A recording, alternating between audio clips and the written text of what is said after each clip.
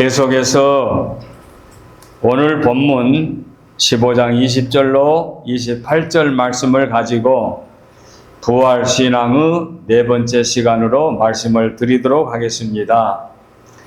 소 제목을 붙인다면 잠자는 자들의 첫 열매, 이렇게 제목을 붙일 수 있겠습니다. 오늘은 잠자는 자들의 첫 열매가 무엇인지는 의 말씀과 그 다음에 첫째 아담이 무엇이고 둘째 아담은 누구를 지칭하는 건지 거기까지 오늘은 듣고 성경을 바로 이해하시게 되면 오늘 제가 전달하고자 하는 말씀을 우리가 인식하게 될 줄로 믿습니다. 성경은 일관되게 예수님이 죽은 자 가운데서 다시 부활하실 것을 증거하고 있지요. 구약 시편 16편에 보면은 내 영혼을 음부에 버리지 아니하시며 주의 거룩한 자로 썩지 않게 하실 것임이니라. 바로 이 말씀은 우리 주님의 육체적인 인자 예수님을 지칭하는 말씀으로 해석하지요. 그래서 음부에 버리지 아니하신다.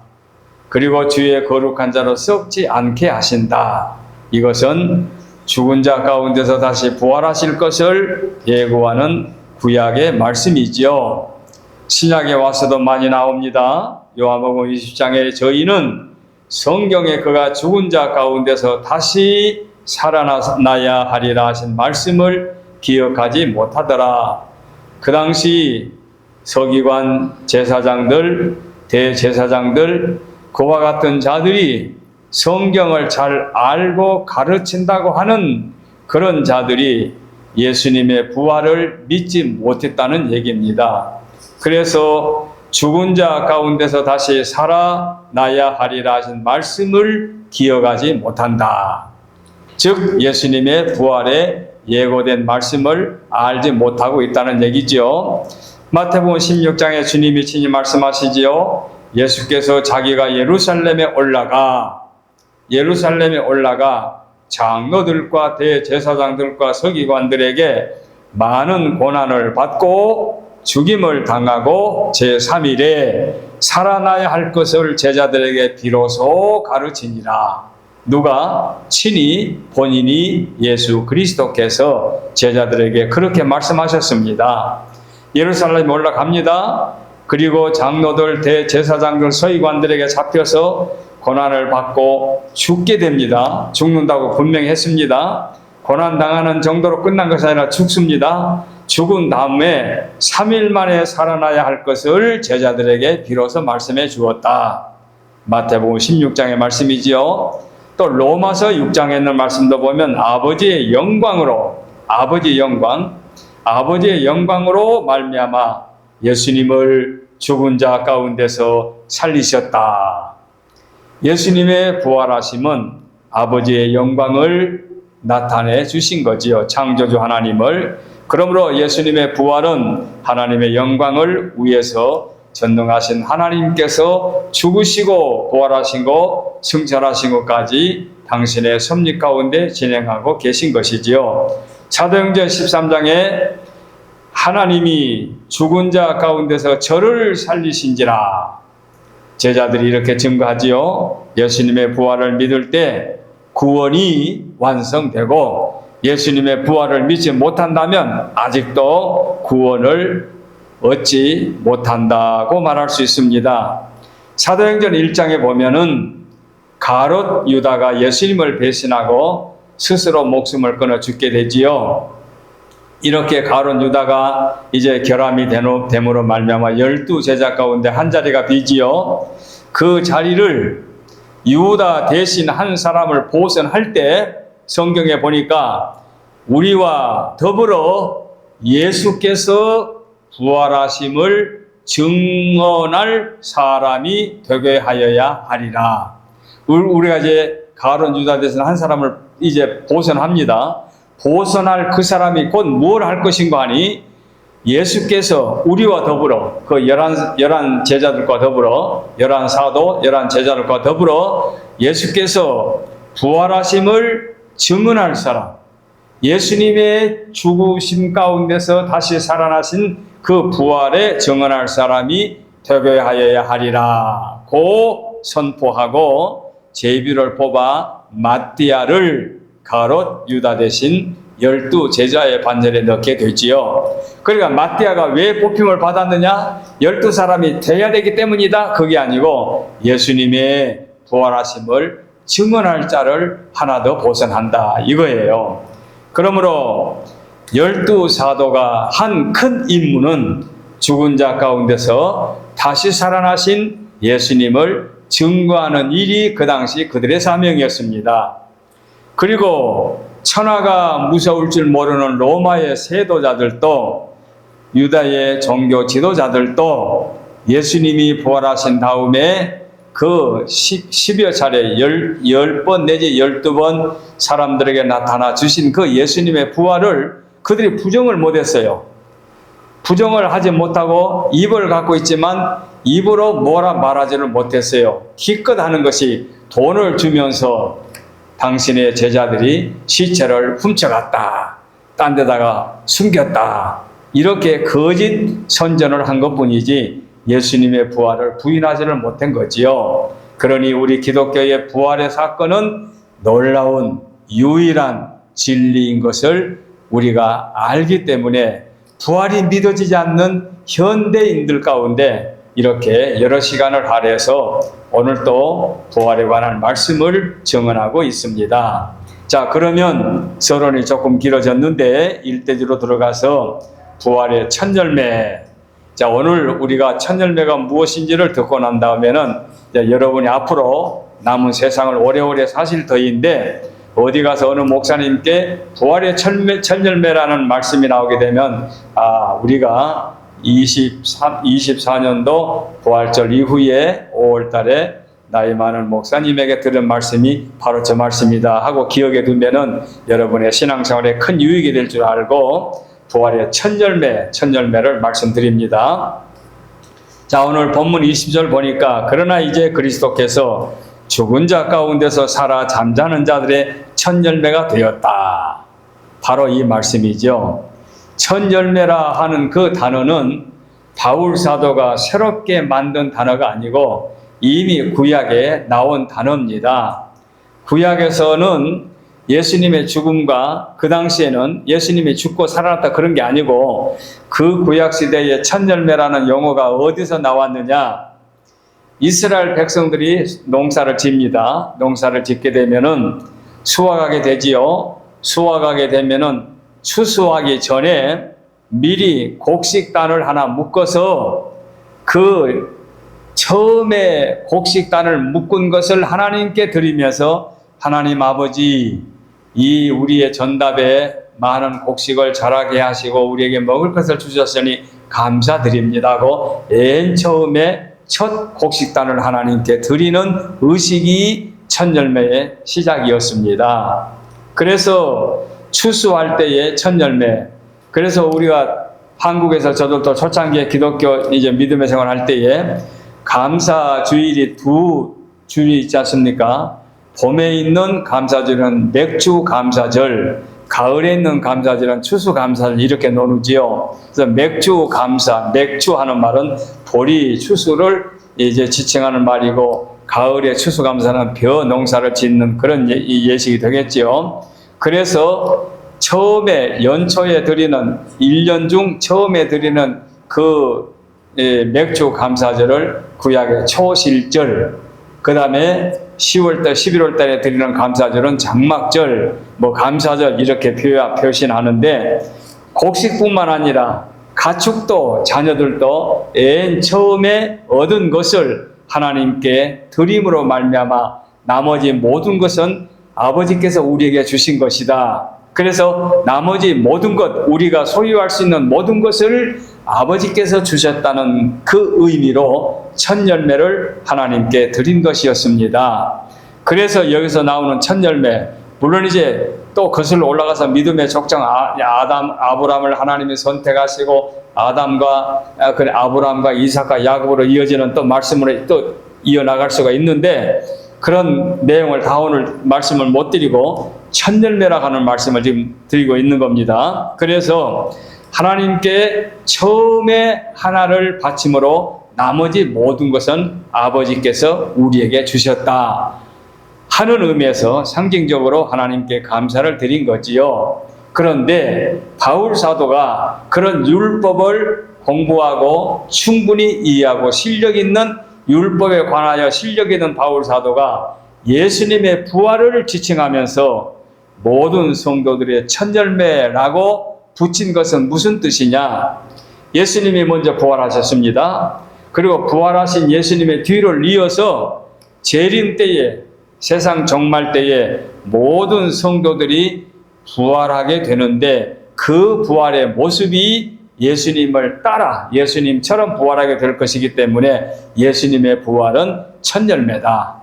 그러니 언제 어느 때가 될는지 모르지만 주님이 강림하실 때 모든 그리스도에게 속한 자들이 주님처럼 부활하게 될 것인즉 예수님은 성도들의 부활의 첫열매다. 첫열매, 첫 번째 열매. 물론 다음 시간에도 말씀을 드리겠습니다마는 성경에 죽은 자가 살아나는 경우가 있습니다. 뭐 나사로라든가 또는 나인성 과부의 아들라든가 이는 그 야이로의 딸라든가 이렇게 살아나는, 그 죽은 자 가운데 살아나는 사건이 나오는데, 그 사람들은 그 죽은 자 가운데 다시 살아났다가 얼마 동안 살다가 또 세상을 떠났어요. 그분들이 예수님처럼 부활해서 하늘나라 올라간 게든가 또는 신령한 몸으로 살아가는 것이 아니고 죽은 자 가운데서 다시 생명이 회복받아가지고 살게 되는 경우는 있지만, 예수님이 부활하는 그 부활과는 성격이 다르지요. 예수님은 신령한 몸으로 부활하신 거지요. 그래, 예수님의 몸이 신령한 몸으로 부활했는데 그 신뢰가 들면 뭐가 되겠습니까? 내 손에 못자국을 만져보아라. 내 옆구리에 찬자국을 만져보아라. 와서 조반을 먹자.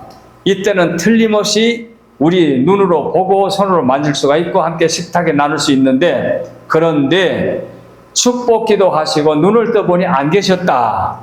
그때는 예수님이 문을 열고 나가서 무슨 자전거를 타고 자동차를 타고 기차를 어디로 갔다, 그게 아니고 신령한 몸으로 부활했기 때문에 그 자리에서 사라진 거지요. 그러니까 예루살렘에 나타났던 예수님이 갈릴리에 나타나고 한순간에, 그래서 예수님의 몸은 신령한 몸으로 부활했기 때문에 그 앞에 성경의 다른 기사에 죽은 자가 살아나는 그 부활과는 성격이 다른 거지요. 그러면 그렇게 부활하신 예수님이 우리의 첫 열매가 되셨다, 그 말입니다. 첫 열매. 자, 첫 열매란 말은 우리가 로마서 5장에 있는 말씀 속에서 우리가 그 말씀을 찾아볼 수가 있습니다. 바울 사도가 즐겨 말씀해요. 그런데 오늘 본문 속에서 고린도전서 15장을 보게 되면, 뒤로 한번 넘어가서 45절을 보게 되면은, 고린도전서 15장 45절에 기록된 바, 첫 사람 아담은 생명이 되었다 함과 같이 마지막 아담은 살려주는 영이 되었다. 자, 여기에서 첫째 아담, 둘째 아담이라는 말이 나와요. 이 바울 사도가 표현하는 말씀인데, 그러면 첫째 아담은 누구를 말합니까? 첫째 아담은 우리의 조상, 시조 아담을 말하게 되는 거지요. 바로 그분이 우리 인류의 시조였다. 근데 그 시조가 하나님께 범죄하여 인류가 죄악 가운데 태어나게 됩니다. 그래서 저와 여러분은 우리 때문이 아니고 우리의 조상들로부터 물려받은 죄인으로 세상에 태어나게 된 거지요. 그래서 세상에 태어난 모든 사람들은 한 번 세상에 태어나서 누구나가 또 한 번 죽게 되는 거지요. 그래서 죽음이라는 그 무서운, 어쩔 수 없는 그 죽음이라는 그 세력을 지금은 악이 주장하고 있기 때문에 죽으면 끝난다, 이렇게 생각을 하지요.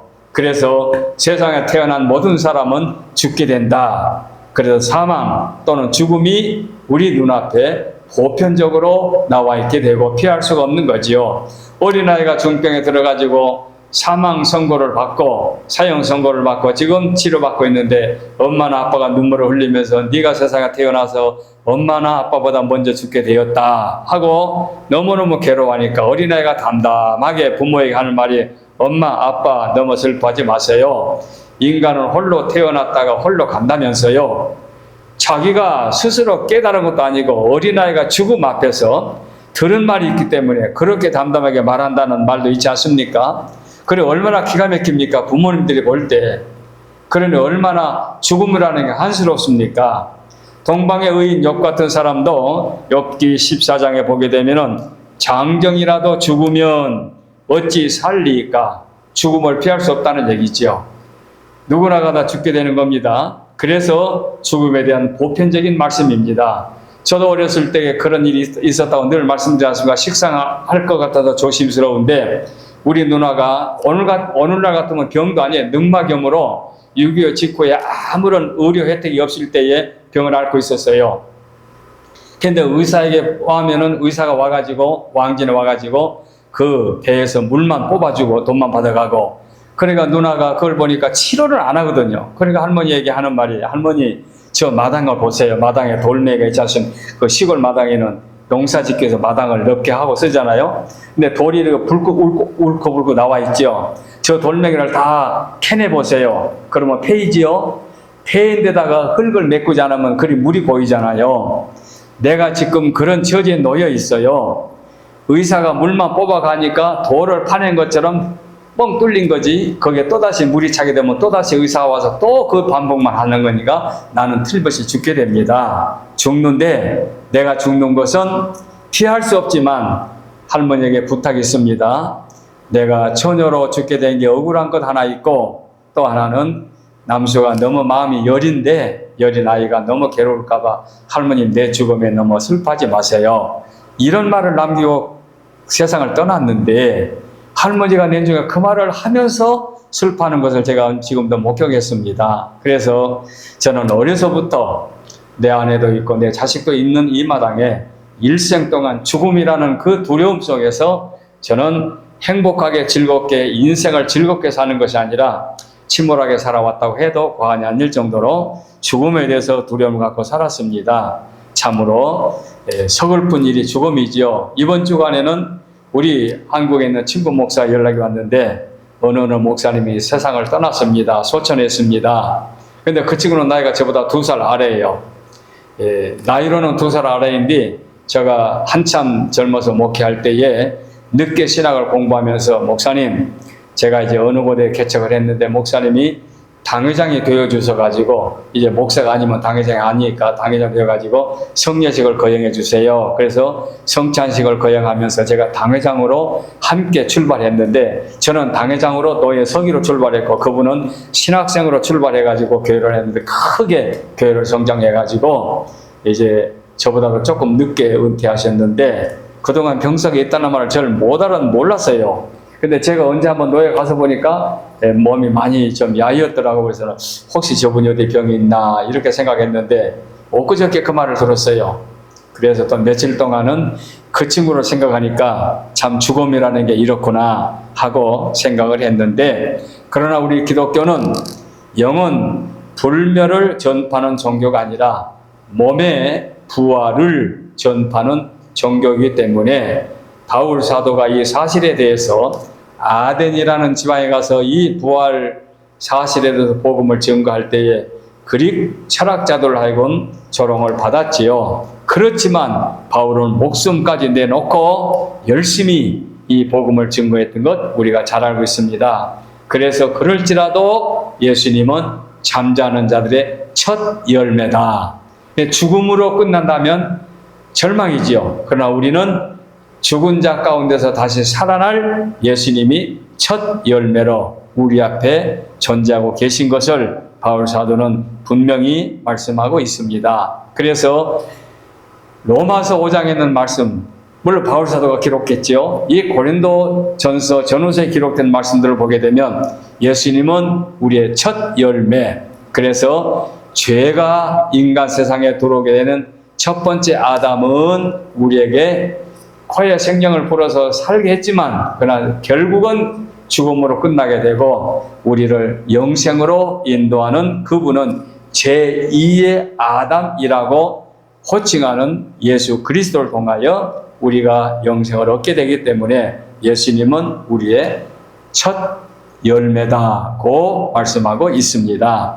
그 다음에 두 번째 말씀은 첫째 아담과 둘째 아담으로 이어지게 되겠습니다. 오늘 22절 말 보면은 아담 안에서 모든 사람이 죽은 것 같이 그리스도 안에서 모든 사람이 삶을 얻으리라. 지금 제가 일대지 후반부에서 말씀을 드렸는데 바로 이것입니다. 첫 열매이신 예수님이 부활 죽은 자 가운데 다시 살아나셨는데 바로 첫째 아담, 둘째 아담이 오늘 본문에 그 다음에 이어지게 되지요. 그래서 아담이라는 얘기는 다른 말로 사람, 인간이라는 뜻이 있지요. 그래서 시조 아담은 인간 또는 사람이다. 이렇게도 이제 우리가 해석을 하는데 그 아담이 우리 범죄함으로 말미암아 하나님과의 관계가 파괴됨으로 말미암아 인류가 죄에서 죽음을 피할 수 없게 되는 거지요. 그래서 죄값은 사망이다. 그 말씀하고 있습니다. 그래서 첫째 아담 그 조상은 인생을 죽음으로 끌고 갔지만 둘째 아담 예수님은 살리는 분이다. 아까 우리 말씀드린 그대로입니다. 다시 로마서 5장으로 소개합니다. 그러므로 한 사람으로 말미암아 죄가 세상에 들어오고 죄로 말미암아 사망에 들어왔나니 이와 같이 모든 사람이 죄를 지었으므로 사망이 모든 사람에게 이르렀다. 이게 첫째 아담으로 하여금 사망이 모든 사람에게 들어온 것을 말씀하고 있는 거지요. 그 다음에 로마서 5장 19절에 한 사람이 순종하지 않냐므로 많은 사람이 죄인이 된 것 같이 한 사람이 순종함으로 많은 사람이 의인이 되었다. 위에 있는 말씀과 연결을 지어볼 수 있죠. 그 다음에 다시 로마서 5장 6절로 거슬러 올라가서 보면은 우리가 아직 연약할 때에 기약대로 그리스도께서 경건하지 않는 자를 위하여 죽으셨다.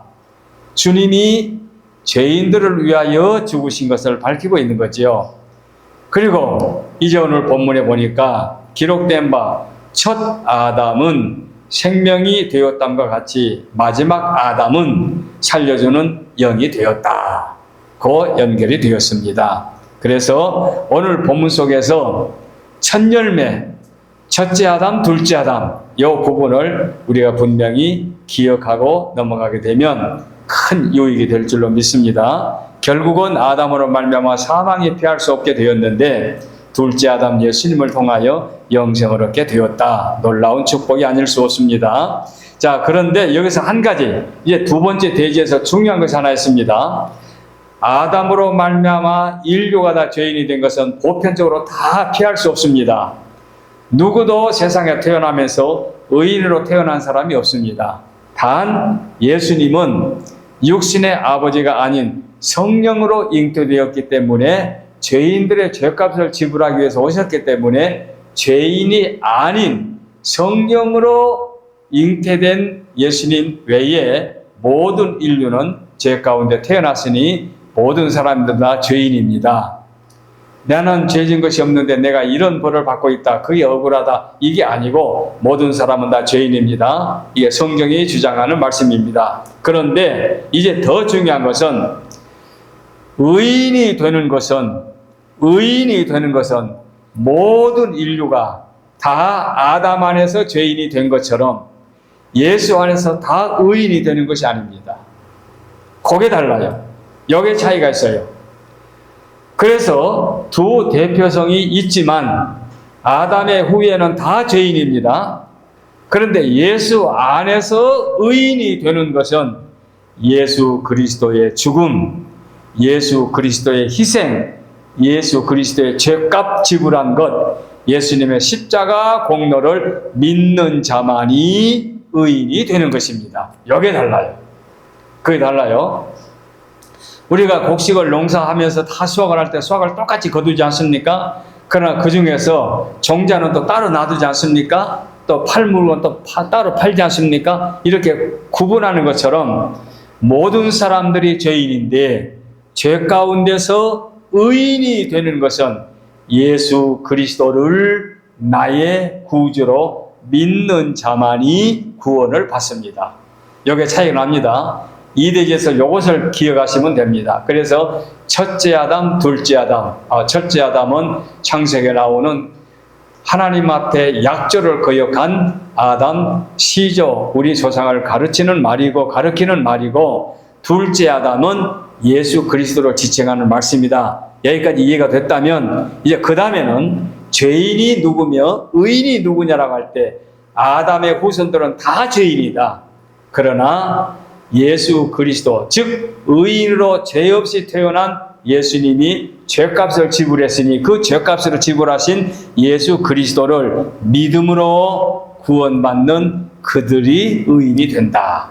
이것까지 이해하시게 되면은 선명하게 오늘 본문이 정리가 됩니다. 이제 마지막 내용입니다. 마지막은 23절 이후에 28절까지 말씀을 묶어서 말씀을 드리겠습니다.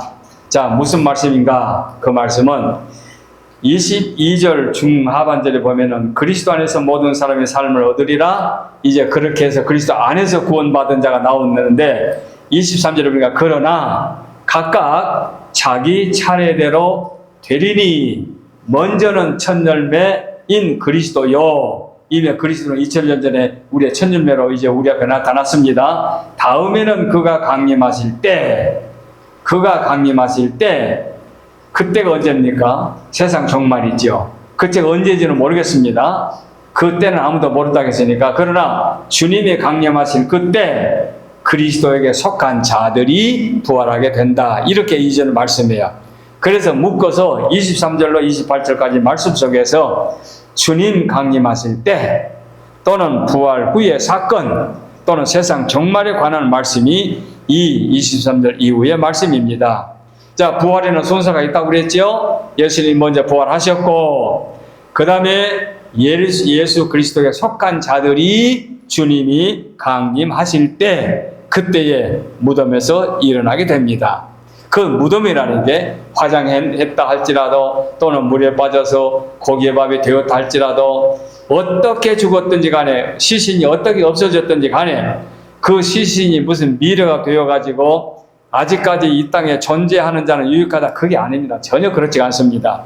예수님이 부활하신 것은 3일 만에 부활하셨기 때문에 그 빈 무덤에 주님이 안 계신 것으로 부활의 존재를 우리에게 보여주셨지만 우리는 이제 이 땅에서 형체가 없어진 후에 부활하실 때 그때에 날아가는 독특한 하나님께서 나에게 부여해 주신 그 독특한 내 육체로 부활하게 되기 때문에 그 부활은 어떻게 부활하든지 그 강림하실 때 부활하게 된다는 얘기지요. 그래서 부활하게 되는 그들이 어디로 오르게 됩니까? 유대 땅으로 옵니까? 아니면 서양 땅으로 어디로 모입니까? 아니면 넓은 땅 중국이나 또는 카나다로 모입니까? 그게 아니고 공중으로 들림을 받아 거기에서 주님을 영접하게 된다. 이렇게 데살로니가 전서에 나오는 말씀을 볼 수가 있지요. 그래서 주님 앞에 속해 있는 자들이 부활하여 주님을 만나게 되고 만난 다음에 우리는 그리스도의 보혈 공로로 구원을 받았으니 구원의 반열에 참여하게 되지요. 그리고 이제 그 다음에 불신자들이 다시 살아나서 최후의 심판을 받게 된다는 것이 성경에 가르치는 교훈입니다. 그래서 모든 악의 근원이 어떻게 되는 것을 오늘 본문에도 바울 사도가 언급하고 있습니다. 자, 악의 세력의 가장 큰 무기가 무엇입니까? 사망입니다. 죽여버려 이것이 악의 세력입니다. 그러니까 죽여버려라고 하는 그 죽음의 세력을 이기는 자가 누구냐? 바로 부활하신 예수 그리스도가 최후의 승자가 되는 것입니다. 죽음을 이기는 권세. 이 15장 마지막 부분에 또 사망아 너희 쏘는 것이 어디 있느냐 나오지만 오늘 본문에 바로 그것입니다. 최후의 심판주가 되신 예수님께서 죽음을 정복하시고 부활하신 주께서 이제 죽음을 정복하시며 모든 악의 세력을 정복하시고 자기 발 밑으로 짓밟아 버리게 되는데 모든 것을 평정하고 심판하신 다음에 하나님 아버지께 드린다. 그 오늘 본문에 나와요. 자, 무엇입니까? 성부, 성자, 성령으로 역할이 다 달랐지요.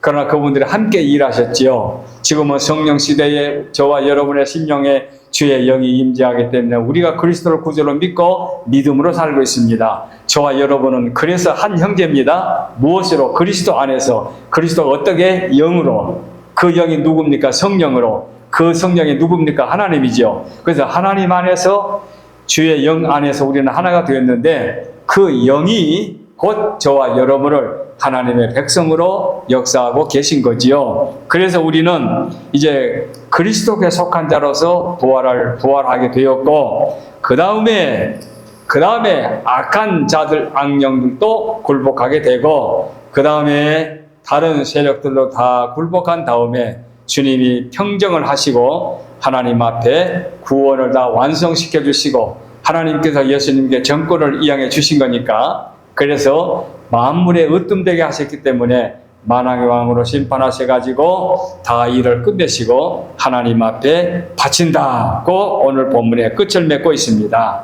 그리고 난 다음에 하나님 아버지 앞에 하나 되어서 천국의 백성으로 살아가고 있습니다.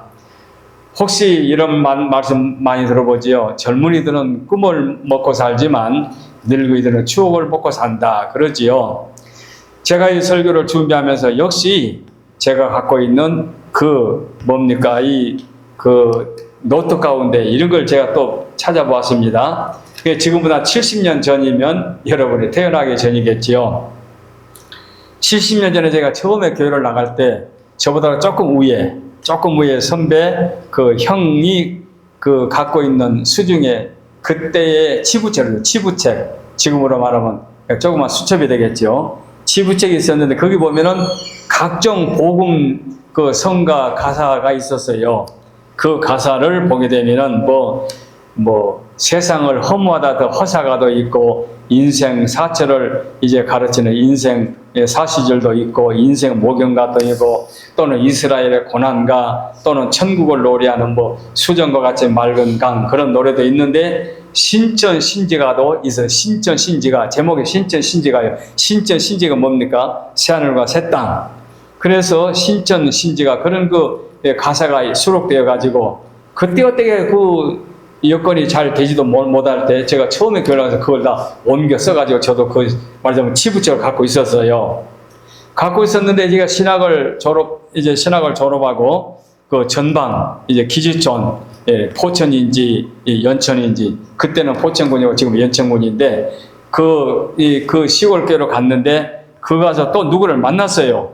감리교의 권사로 직임을 받은 남자분인데 그분은 나보다 몇 살 위에요. 그러니까 제가 처음에 교회를 다닐 때 나보다 나이 몇 살인 형하고 나이가 비슷한데 그분이 평안도, 평양이 아니고 평안남도에서 살면서 시골에서 농사를 짓고 살면서 산에 가서 나무해오고 하는 그런 청년이었는데, 인민군의 강제로 징집을 받아가지고 제가 6.25 전쟁에 참전해가지고 포로가 되어가지고 거제 수용소에서 수용생활 하다가 이제 자유대안으로 나온 분인데, 이분이 홀로 되어가지고 이제 또 늦게 한국에서 결혼해서 자녀를 낳고 사는데, 그분이 또 그 치부책을 갖고 있어요. 치부책을 갖고 있고 건축 일을 하는 분인데 그분이 노래를 참 잘해요. 또 아주 성악가처럼 목소리가 좋아요. 그러니까 시골에서 노래만 좋아하는 거지 성악가는 아닌데, 근데 그분이 옛날 노래를 부르면서 우리는 젊었을 때 이런 노래를 불렀다 그래요. 그래서 내가 복음성을 들으면서 제가 갖고 있는 수첩을 내보이니까 깜짝 놀라면서, 아니 어떻게 이런 걸 갖고 있냐 그래요. 그래서 나는 소장하고 있지 않았는데 나보다 나이가 많은 교회 형을 통해서 이런 것을 갖고 있었다. 그렇게 하니까 너무는, 그러니까 연령으로 볼 때는 그분들이 또래가 같아요. 저는 그보다 조금 아래고, 그래서 그분들이 불렀던 노래 중에서 신천 신지가 1절로 8절까지 있는데 제가 한두 절 가사만 소개하겠습니다. 신천과 신지를 바라다 보니 신부가 신랑 위에 차림 같구나. 눈물 씻고 또다시 쳐다보니 사망과 애통함이 없는 곳이라. 요한계시록 21장과 22장을 갖고 만든 노래지요. 그 다음에 5절에 보면은 하나님 보좌 앞에 생명 강수는 사시절 끊지 않고 잘잘 흐르네. 생명광 좌우의 생명실관은 주렁주렁 열린 것이 보기 좋구나. 요한계시록 22장. 그 다음에 마지막 절 8절에 보니까 천하만국 사람들 다 들어가되 죄 많은 사람은 결코 못 오네. 이와 같은 천국에 가기 원거든 모든 죄를 회개하고 예수 믿으오. 그 시대에 여러분들이 태어나기 전 지금부터 70년 전에 이 노래를 즐겨 부르는데, 그때는 뭐 곡조는 그냥 그때에 유행되는 그 어떤 그 창가에다가 곡을 맞춰가지고 그들이 즐겨 불렀어요.